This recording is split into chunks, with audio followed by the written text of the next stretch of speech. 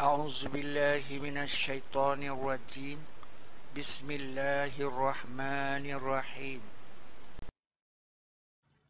Assalamualaikum warahmatullahi wabarakatuh. Iya, obrolan santai aja. Jadi tidak punya konsekuensi akademis. Nah, jadi bagaimana Pak itu tentang data-data Bani Israel Nusantara itu bagaimana? Iya. Kata Bapak ada di Maluku. Jadi berdasarkan buku-buku yang saya baca dari Ustadz, saya tertarik menyelidiki Bani Israel. Dan ternyata di Al-Quran juga ada perintah dengan kalimat awal sal Bani Israel. Sal itu selama ini diterjemahkan tanyakan. Padahal kita tidak pernah kumpul sama mereka untuk bertanya langsung.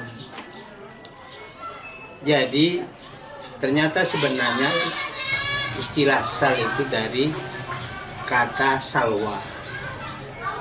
Artinya selidikilah. Jadi anugerah Allah berupa salwa itu adalah anugerah kemampuan penyelidikan dari Bani Israel. Berdasarkan perintah itu, selidikilah Bani Israel. Saya sejak tahun 2009 saya kumpulkan semua data-data di baik di internet, di buku-buku tentang Bani Israel, sejarah Bani Israel. Nah, ternyata di Indonesia itu fenomena suku-suku Israel itu kita temukan. Pertama, saya dapat dari sebuah artikel yang disusun oleh tim para tetua Batak di Tel Aviv. Sana kumpul marga-marga Nasution, Circle dan sebagainya yang sudah tinggal di Tel Aviv selama 20 tahun. Mereka mengumpulkan adat istiadat Batak dan dikomparasikan dengan adat Israel. Lalu dibukukan berupa proposal yang kesimpulannya ternyata suku Batak itu adalah suku Israel di perantauan. Mereka mengajukan secara resmi proposal itu kepada Perdana Menteri Israel yang waktu itu dijabat Yitzhak Samir untuk diresmikan suku Batak itu Bani Israel di perantauan. Nama itu saya temukan. Memang diterima oleh kementerian, oleh kantor Perdana Menteri. Cuma setelah diselidiki masih ada rangkaian yang terputus. Itu disuruh cari supaya bisa diresmikan. Sampai sekarang saya belum dapat beritanya untuk menyambung rangkaian yang terputus. Mengapa kok ada Bani Israel di Sumatera Utara gitu. Itu satu. Yang kedua, saya menemukan artikel juga di internet tentang hasil penelitian S3 yang judulnya, yang temanya mengapa bahasa Minang itu banyak menyerap bahasa Ibrani. Itu S3. Salah satu yang diuraikan misalnya nih, kata Minangkabau itu bahasa Ibrani, Bainang Kayakubu, atau secara populernya sekarang Benai Yakub atau Bani Yakub. Satu. Orang Minang itu juga kalau memanggil kakak laki-lakinya itu udah, itu diambil dari kakak tetua yang dituakan di Bani Israel, Yehuda.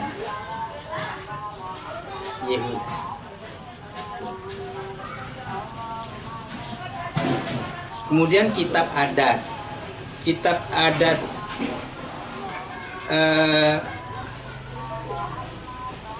bangsa Minang, orang Minang itu namanya Tambo,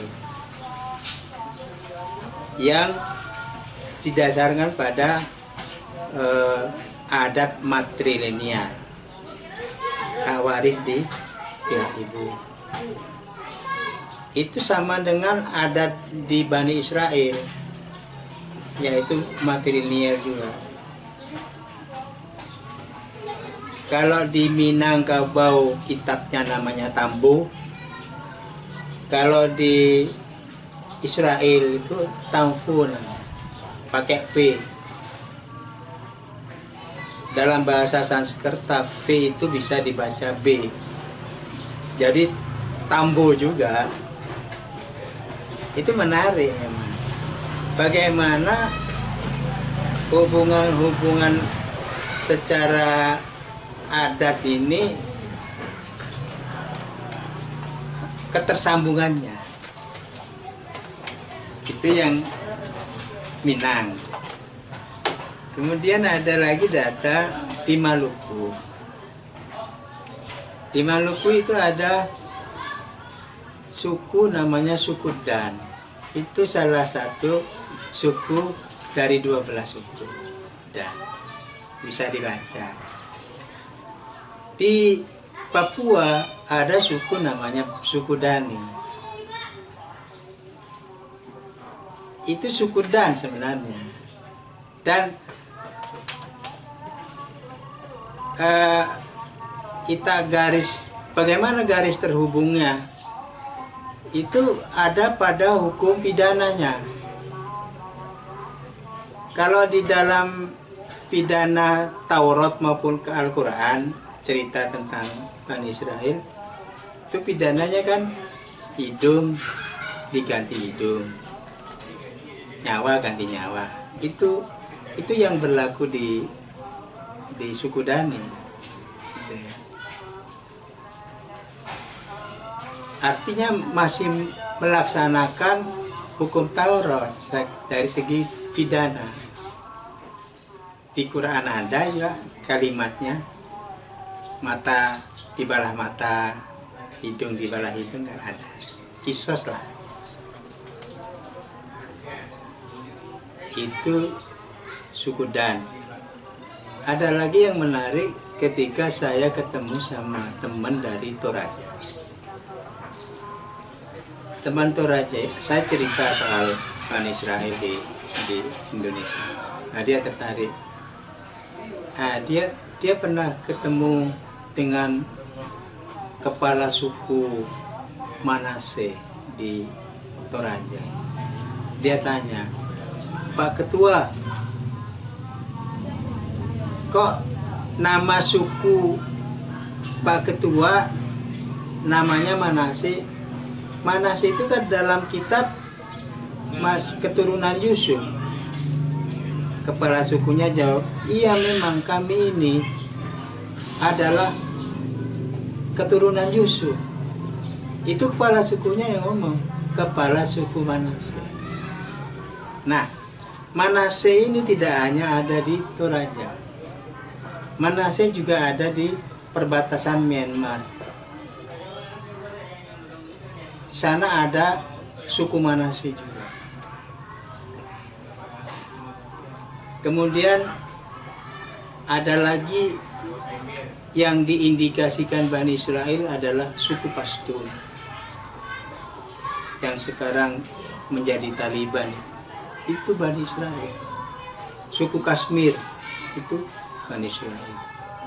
Suku Cochin di India yang jago IT, jago dunia lah, itu Bani Israel. Ada di Cina namanya suku Chiang, tradisinya Bani Israel. Terus suku asli Jepang itu juga Bani Israel. Nah, ada penelitian asal usul suku asli Jepang itu ternyata disimpulkan bahwa suku asli Jepang ini berasal dari Mandar melalui perjalanan melalui perahu yang sampai ke Jepang. Itu hasil penelitian. Nah, tradisi suku asli Jepang ini juga berimpit sama tradisi, mulai dari tradisi memperingati tabut, ada tabut.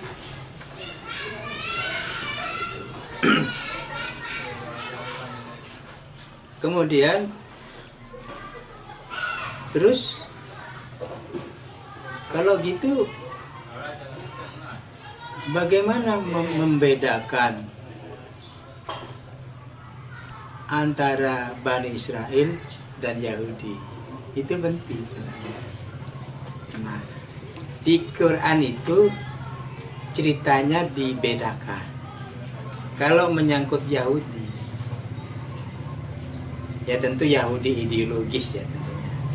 Di Quran dikatakan kaum yang sangat keras permusuhannya kepadamu, kepada umat Islam, adalah mereka yang mengaku Yahudi. Ngaku Yahudi.